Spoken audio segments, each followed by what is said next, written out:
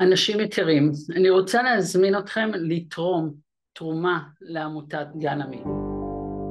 עמותת גן עמי, עמותה להפחתת סבל בארץ ובעולם. ביום ה7 באוקטובר, ב-12 בצהריים, היה לי כבר ברור שאנחנו צריכים להקים חמ"ל, שאנחנו אוספים את המאמנים שלנו, את המאמנים בשיטת סאטיה, ונותנים שיחת תמיכה רגשית לכל מי שזקוק לו.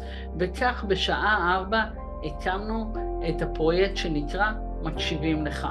תוך 24 שעות קיבלנו 400 פניות לשיחת תמיכה רגשית.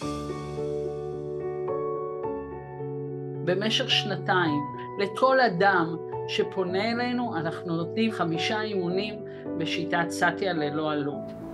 ב7 לאוקטובר אמא שלי התקשרה אליי להגיד לי שאח שלי הקטן נפצע קשה במוצב סופה.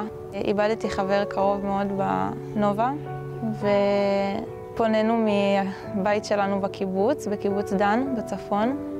בעמותת גן עמי קיבלתי הצעה ל5 מפגשים בשיטת סאטיה, וכך הכרתי את המאמנת שלי, את איריס.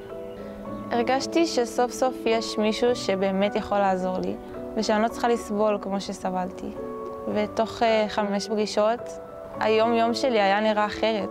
ראיתי שאני מצליחה לנשום עמוק, שהתגובות שלי הן הרבה פחות אוטומטיות.